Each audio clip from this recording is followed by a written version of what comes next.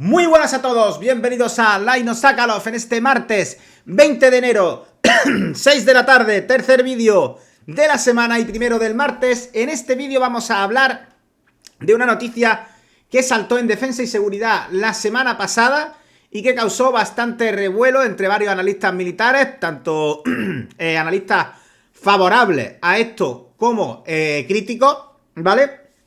Así que en este vídeo vamos a intentar arrojar un poco de luz sobre la que ha sido llamada la fragata aérea española, el proyecto del Santiago II y del Airbus A321 XLR. El apodo que se le ha dado de fragata aérea no es casual. Estamos hablando básicamente de integrar en una única aeronave de tipo comercial todas las capacidades que normalmente requieren tres tipos de aviones militares completamente distintos. Es decir, la inteligencia de señales, SIGINT, la alerta temprana aerotransportada, AEW-ANC,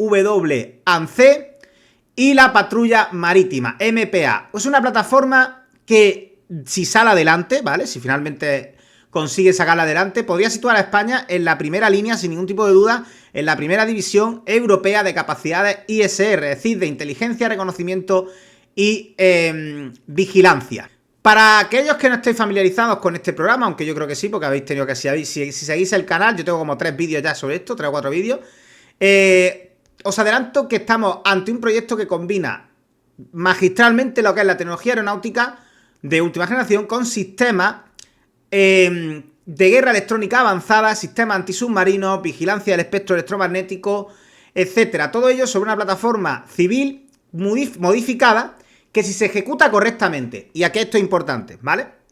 Aquí esto es importante. Si se ejecuta correctamente, que hay que hacerlo para que salga bien, podría convertirse básicamente en el ojo y el oído de nuestras Fuerzas Armadas a lo largo del siglo XXI. Para mí, os lo he dicho muchas veces y no me cansaré de decirlo, este es el proyecto, el programa más crítico que tiene actualmente las Fuerzas Armadas Españolas de largo. El proyecto más crítico que hay, sin ningún tipo de duda, porque nos va a otorgar unas capacidades y un multiplicador de fuerza que va a ser bestial, sobre todo cuando se integre con todo lo demás que se viene, ¿vale?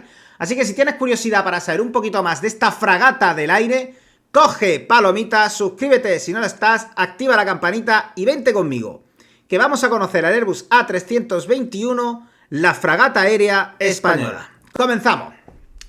Bueno, vamos a dar un poquito de contexto primero, ¿vale? Antes de empezar a hablar de lo que es la plataforma en sí, vamos a entender un poquito mejor, por si no lo habéis entendido, el Santiago II. El Santiago II, como sabéis, es un programa español de modificación, de modernización integral de todas las capacidades SIGINT, y dentro del SIGINT, COMINT, ELINT, etc. Por si no lo sabéis, SIGINT son las siglas en inglés de Signal Intelligence o inteligencia de señales en español. Básicamente engloba todo lo que es la interceptación y análisis de todo tipo de emisiones electrónicas, ¿vale? El COMINT, por su parte, es inteligencia de comunicaciones, Communications Intelligence, ¿vale? Básicamente se centra en interceptar y descifrar las comunicaciones de voz y de datos del adversario, ¿vale? Interceptar sus mensajes de texto, sus conversaciones por cualquier vía, etcétera, ¿vale? Claro, este programa, como podéis imaginar, bueno, y luego está ELINT, que se me olvidó decirlo. ELINT son las siglas en inglés de Electronic Intelligence o inteligencia electrónica, ¿vale? O sea, básicamente si el COMINT es las comunicaciones, la inteligencia electrónica se centra en interceptación de todo el espectro electromagnético del enemigo. Estamos hablando de interceptación de señales de radar, señales de emisiones de radar principalmente, de calor, etcétera, ¿vale? Todo esto en conjunto es la inteligencia de señales, el SIGINT, y permite, pues, entre otras muchas cosas, triangular posiciones de enemigos, identificarlos, etc. Este programa no es solo un avión, ¿vale? Es una arquitectura conjunta que va a integrar varios sensores aerotransportados, terrestres y navales, y todo fusionando sus datos en una red única. Aquí es donde cobra de nuevo importancia Nimbus. Mirad, permitidme un momento, aunque se alargue un poco el vídeo, para que hagamos un poquito de recopilación, porque creo que nos vamos a perder entre tantas siglas, nos vamos a perder entre tantas cosas, ¿verdad? Ya os he hablado en varios vídeos de la nube de combate de Indra, ¿vale? Al final de este vídeo vais a tener un enlace al vídeo que hice sobre la nube de combate de Indra, Nimbus, ¿vale? ¿Y por qué es importante y por qué los hago a colación aquí? Porque de esto va a estar integrado ahí, ¿vale? Cuando yo os decía que la nube de combate era un multiplicador de fuerza bestial, es una de las razones, y os dije, sobre todo si se combina con el Santiago, una de las razones es esta. Santiago es básicamente como un enorme recolector de datos y de información, que le va a venir de múltiples fuentes, ¿vale? Toda esa información va a estar en la nube de combate de Nimbus, y esa información va a estar disponible en tiempo real en cualquier nodo de la nube, en cualquier nodo de la red.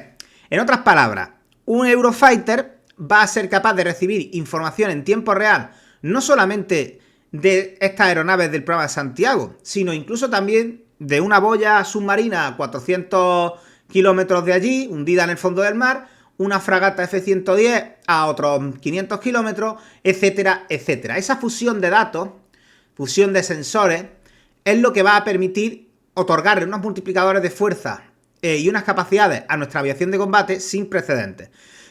Sin precedentes, ¿vale? Lo cual, mezclado con las capacidades que ya de por sí va a otorgar las plataformas de la tranche 4 y 5 de los Eurofighter, pues va a convertir a los Eurofighter en unos aviones bastante competentes, mucho más de lo que ya lo son ahora, ¿vale? Con lo cual, un avión como el F-35 devendría en inútil en este aspecto, porque todo este tipo de sistemas va a permitir la detección temprana de cualquier amenaza o cualquier sistema defensivo mucho antes de que el sistema defensivo te pueda detectar a ti y mucho antes de que el sistema defensivo te pueda alcanzar a ti, lo que va a permitir realizar misiones SEAD sin exponer al Eurofighter, ¿vale? Tal y como se haría como si tuviera un avión de baja observabilidad al radar. ¿Por qué es necesario? Perdonad que haya hecho este inciso y haya alargado el vídeo. Mira, España esta capacidad la tuvo en su día, no desde luego no tan intensa como la va a tener ahora si este sale adelante, pero en su día tuvo bastante capacidad de esto. Cuando sus antiguos Boeing 707 y los Falcon 20, el Boeing 707, ¿sabéis? La reina del espectro, y los Falcon 20 dedicados a inteligencia electrónica se retiraron, durante años hemos tenido un vacío en esta capacidad en vigilancia y en control del espectro electromagnético. ¿Qué hemos hecho durante todo este tiempo? Subcontratarlo a nuestros aliados. Aliados entre comillas, ¿vale? Nuestros aliados estadounidenses principalmente, israelíes y europeos. Claro, ahora estamos en un entorno, en un mundo en el que las alianzas van cambiando, el equilibrio de poder va cambiando, y ahora es más importante que nunca tener una soberanía del espectro electromagnético, porque es inaceptable para un país como el nuestro, que tiene intereses estratégicos en el Mediterráneo, en el Atlántico y en el Sahel, carezca de esta capacidad. Bien, ¿cuál fue el requisito que se estableció? El GEMA estableció como requisito la adquisición de 3 aeronaves tripuladas SIGINT. Y aquí es donde entra un concepto revolucionario, ¿vale? Que es la novedad que se ha introducido aquí. Lo que se va a hacer en este programa es, en lugar de adquirir 3 aviones especializados solo en SIGINT, se ha optado por desarrollar una plataforma multimisión que además pueda ser capaz de integrar capacidades, por ejemplo, de alerta temprana, de comando y alerta temprana, o sea, alerta temprana y comando aerotransportado, y MPA, patrulla marítima, ¿vale? Disculpad.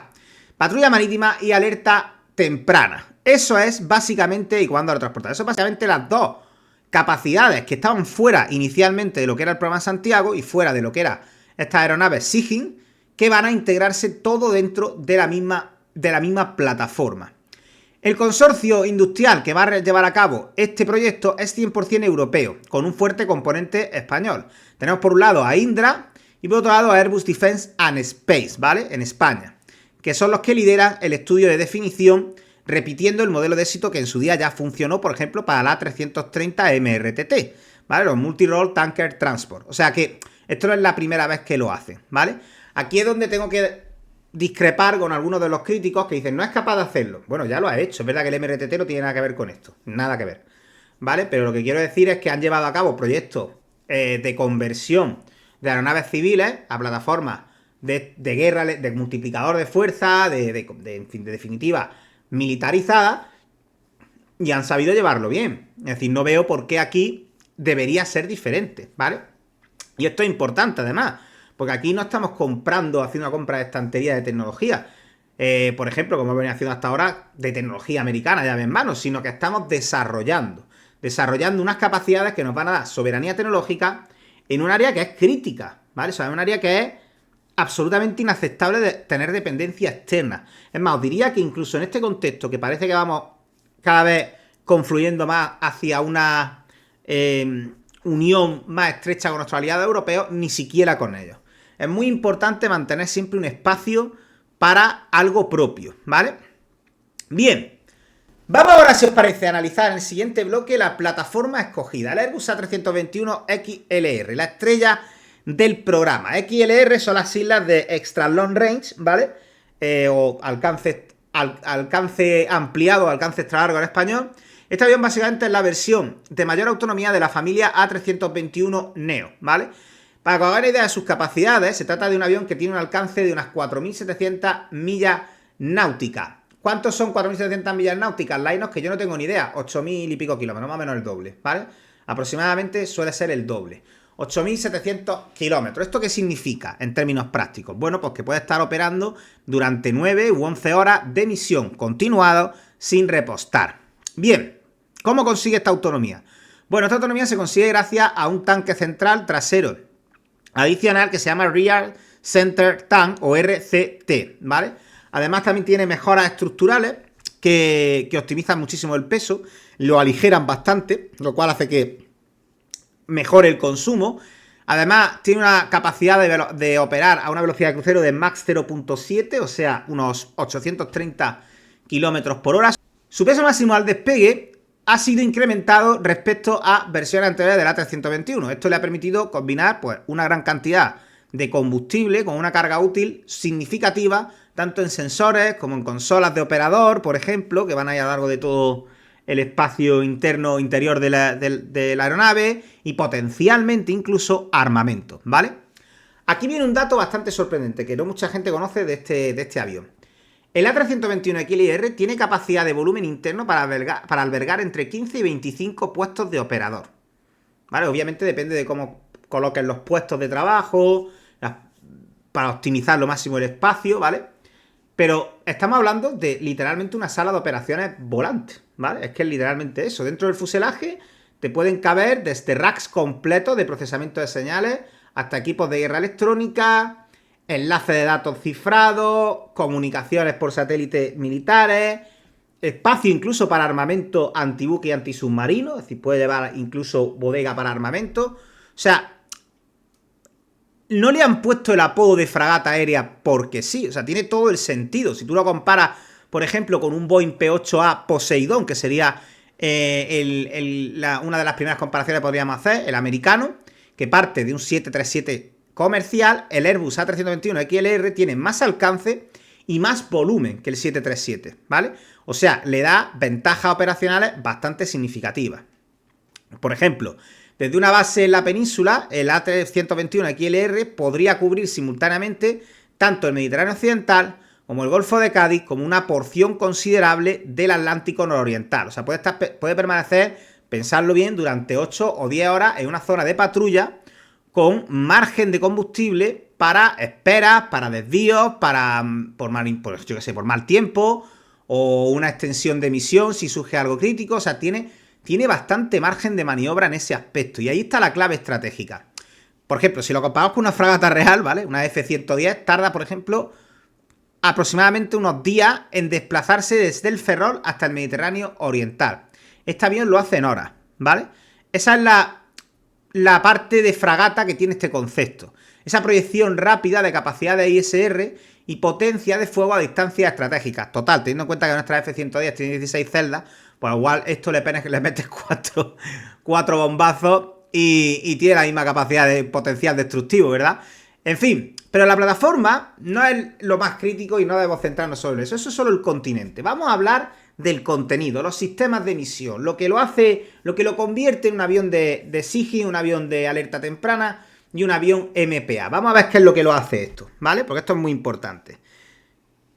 El SIGINT es probablemente una de las capacidades más críticas y más secretas de este programa. O sea que se sabe muy poquito. Vamos a desglosar lo primero qué significa y cómo funcionaría en nuestro A321 XLR.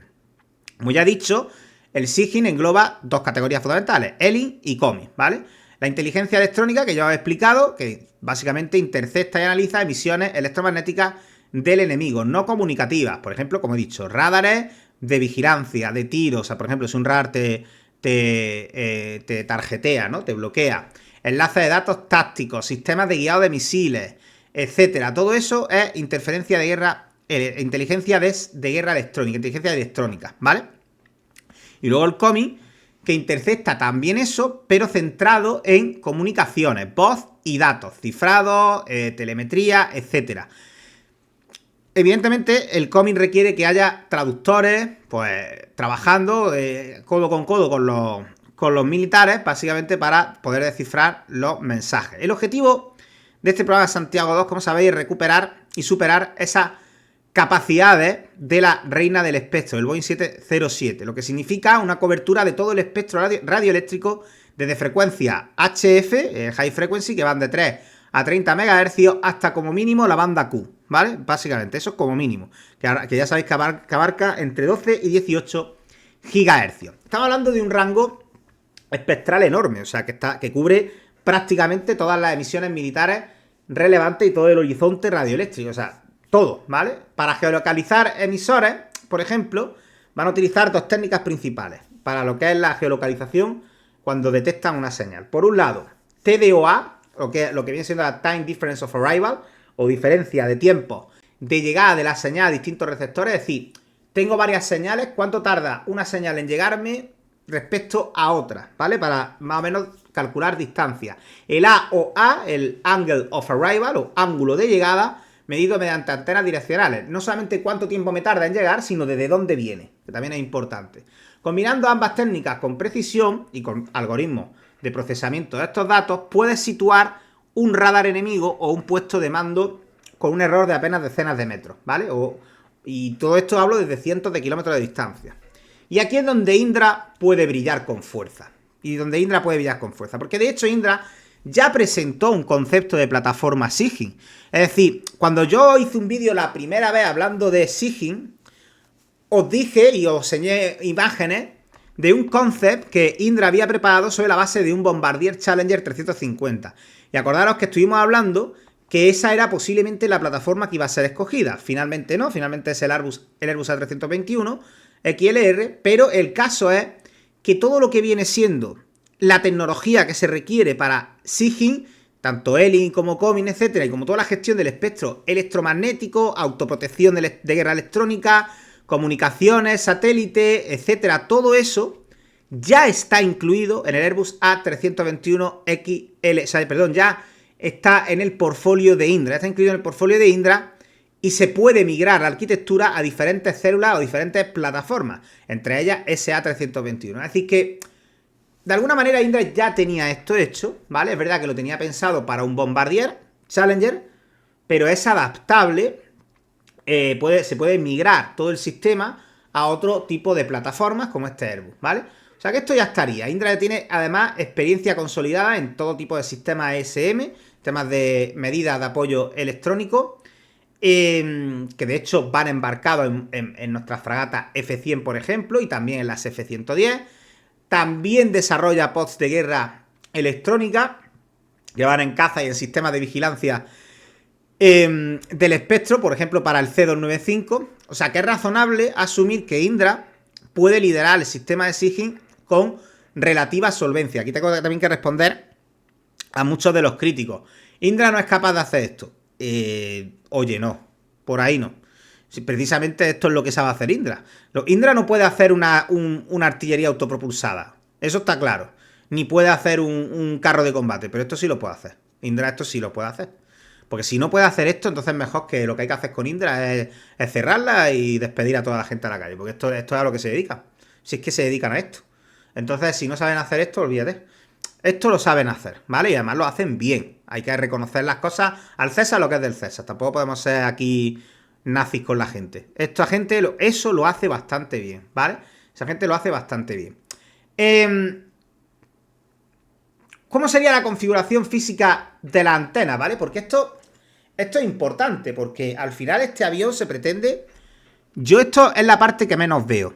Que pretenda cubrir todo. O sea, SIGINT, alerta temprana, MPA, Yo veo ahí demasiadas cosas diferentes como para poder abordarlo todo en la misma plataforma, ¿verdad? O sea, tendría que ser, pues yo que sé, array distribuido de antenas en los bordes, por ejemplo, los bordes de ataque modificados de la ala y del estabilizador vertical para el tema, por ejemplo, del Elling, de banda ancha, carenados laterales y ventrales en el fuselaje para el tema del coming direccional, en la parte superior del fuselaje, yo que sé, mástiles y radomos para enlaces satelitales, satélite militar SATCOM, datalinks tácticos como el I-16 de la OTAN, también debería estar ahí. Pero claro, para procesar todo ese volumen de señales además en tiempo real, otra cosa. La potencia de cálculo masiva que se va a necesitar, pues estamos hablando de Big Data, puro Big Data, ¿vale? Estamos hablando de racks con decenas de terabytes de almacenamiento, procesamiento de la especializado DSP, o sea, el procesamiento de señal digital, refrigeración para disipar todo el calor que va a generar. Pues yo no sé, yo que trabajo cerca de racks sé de lo que estoy hablando, ¿vale? Pero eso es una barbaridad, pues yo no sé cómo gestionar todo eso. Todo eso se tiene que integrar sin comprometer la capacidad de vuelo de la aeronave. O sea, no sé cómo lo van a hacer porque son muchas cosas, ¿vale? Y aquí pasamos a otro de los aspectos críticos, el radar de la alerta temprana. O sea, vamos a hablar de la capacidad de alerta temprana y comando aerotransportado, el radar. Aquí tenemos un precedente muy revelador y todos pues, posiblemente lo tengáis en mente, ¿verdad? La Fuerza Aérea India está desarrollando el programa Netra Mark II, ¿vale? Y este programa pretende convertir 6 Airbus A321 en plataformas de alerta temprana y comando aerotransportado. Y aquí viene lo interesante. Todas estas modificaciones estructurales de estos aviones para la India se están llevando a cabo en España, en concreto en las instalaciones que Airbus tiene en Getafe. El diseño indio prevé básicamente un radar AESA de barrido electrónico, como ya sabéis, con una cobertura azimutal de unos 300 grados. Tiene un alcance de detección que va a superar en teoría los 400 kilómetros contra blancos aéreos. El radar se va a montar en configuración dorsal, ¿vale? De barra fijo dorsal sobre el fuselaje, ¿vale? En teoría va a ser en configuración top hat, ¿vale? Pero bueno, vamos a ver. Para España hay dos configuraciones tecnológicamente viables. Por un lado, la primera opción sería un radar AESA de panel dorsal, es decir, similar al Netra indio, pero adaptado a los requisitos que pues, el Ejército del Aire y la OTAN requieren, ¿vale? Esto tiene una cobertura de 300 grados o superior y reduce un poquito la cota ciega mediante un radar complementario que se sitúa en el morro. Otra opción, ¿cuál sería? Pues un radar AESA de tipo slab side, es decir, son paneles laterales que van en el fuselaje y que proporcionan una cobertura de prácticamente 360 grados combinando varias caras del radar. Indra tiene capacidad para hacer radares AESA, ¿vale? De barrido electrónico para sistemas tanto aire-aire como tierra-aire y como navales. Es técnicamente plausible que Indra asuma el desarrollo o el codesarrollo de este radar de alerta temprana embarcado. Al menos lo que es la adaptación e integración, ¿vale? De un radar suministrado por un socio, maximizando la participación nacional en el software, modo de emisión y fusión de datos. Es decir, aunque Indra no tiene un radar como tal propio, puede, por ejemplo, trabajar con el que están haciendo junto con la India para integrar ese. O podría trabajar con Saab en el marco de un acuerdo mayor. Ya sabéis que Saab es probablemente uno de los más firmes candidatos a trabajar con Airbus en el nuevo FCAS, ¿vale? Que probablemente surja en breve. Entonces, en el marco de una colaboración mayor, podría trabajarse con Saab para integrar un ADI, por ejemplo, ¿verdad? O sea, que eso también sería otra opción de utilización de un radar. Un radar de barrido, o sea, perdón, un radar de alerta temprana operando a unos 12.000 metros de altitud es capaz de detectar blancos aéreos a distancia de horizonte radar de 400 a 500 kilómetros. O sea, dependiendo de la altitud del blanco y de su sección cruzada de radar, puede ser capaz de detectar a más o menos distancia, detectar a más capacidad de alcance. Esto significa que, por ejemplo, un Airbus A321 de este tipo, de alerta temprana, operando sobre el estrecho de Gibraltar, cubriría con su radar buena parte del sur de España y norte de Marruecos, así como el Mediterráneo occidental de manera simultánea. Imaginad varios operando, ¿vale?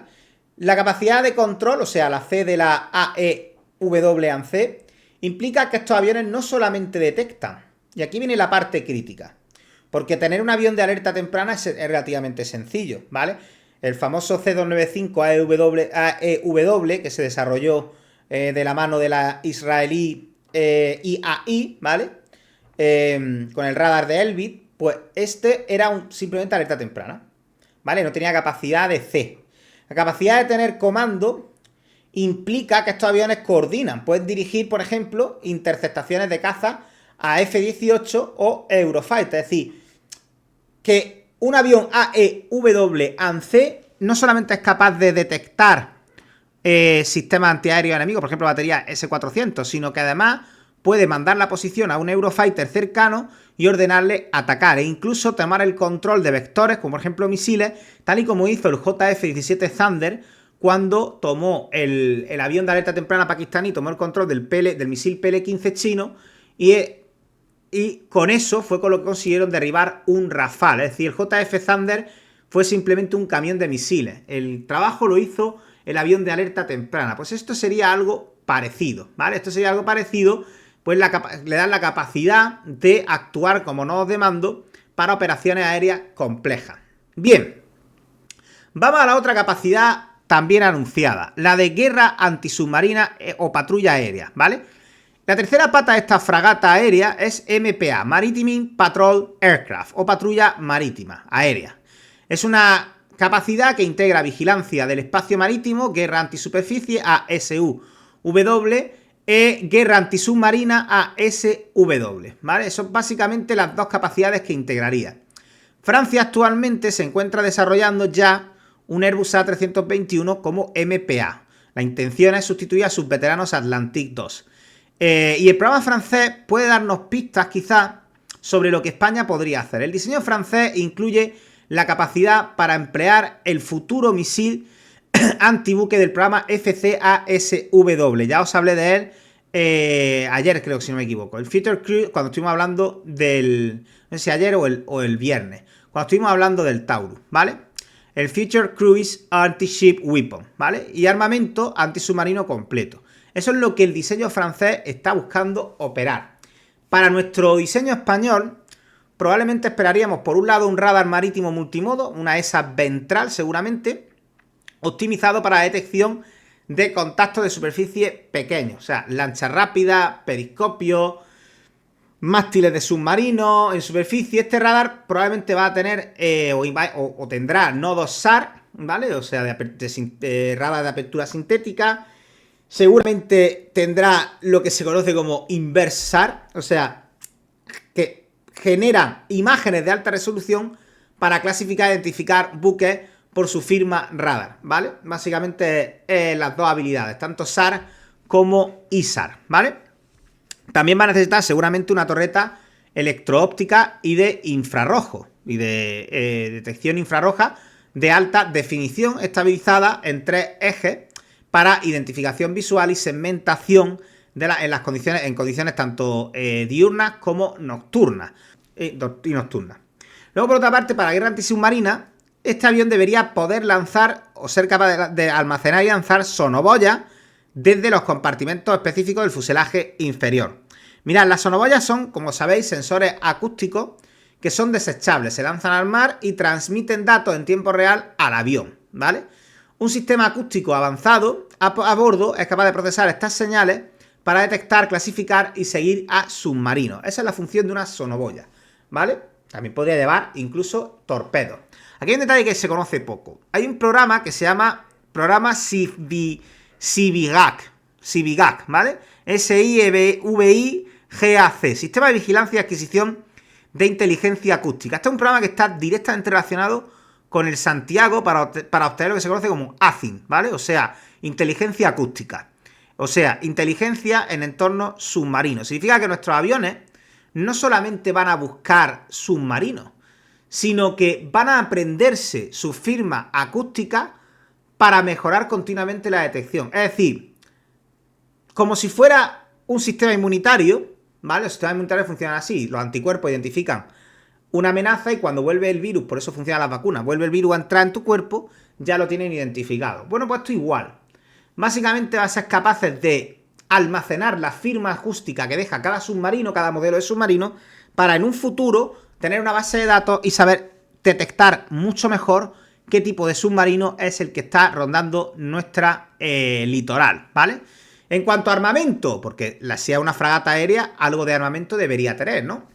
Bueno, sería razonable integrar algunos torpedos, como he dicho antes, torpedos ligeros tipo MU-90, por ejemplo, o equivalentes occidentales, o misiles antibuque de alcance medio largo. El MU-90, ya sabéis que es un torpedo de 324 milímetros de diámetro, pesa unos 300 kilos y tiene un alcance superior a 10 kilómetros. Puede alcanzar velocidades hasta 50 nudos, es decir, va a unos 93 kilómetros bajo el agua, 93 kilómetros por hora. También podríamos integrar la capacidad de desplegar drones. Esto es otro de los puntos críticos de esta fragata del aire, ¿no? La capacidad de ser nave nodriza de drones y sistemas aéreos no tripulados. O sea, estamos hablando de que tiene la capacidad de lanzar drones desde el propio avión para extender el alcance de vigilancia y actuar como repetidores de comunicación o como sensores SIGINT y electro-ópticos ligeros.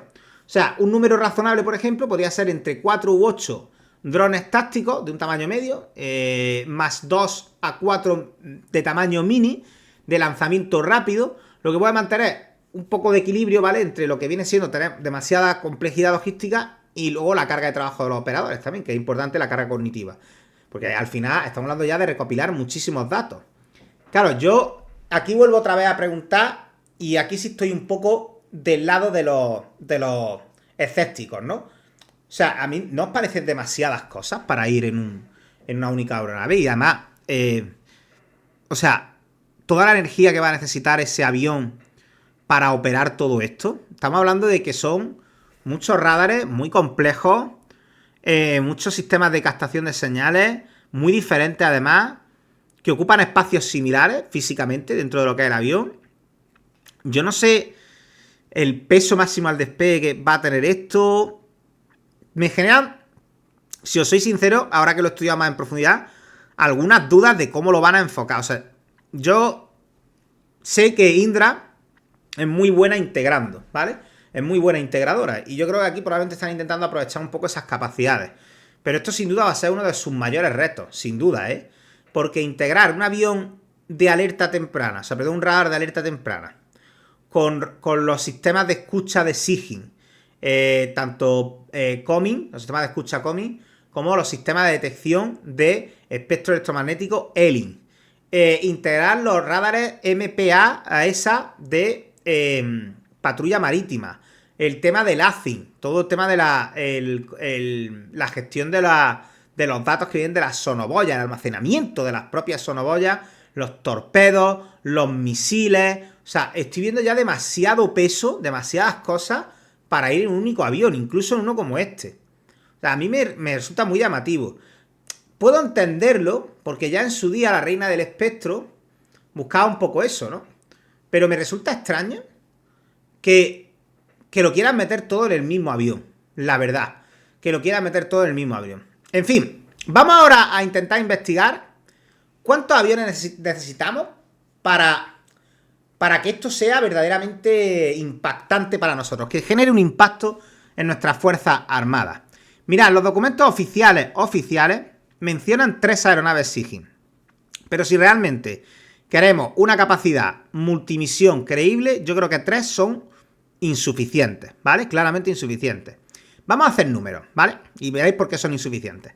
España tiene que cubrir, por un lado, el Atlántico nororiental, incluyendo lo que viene siendo Canarias y el Estrecho de Gibraltar, el Mediterráneo occidental y central, en el marco tanto de la OTAN como de la Unión Europea, y luego un espacio de interés propio en el Sahel y el Atlántico Sur.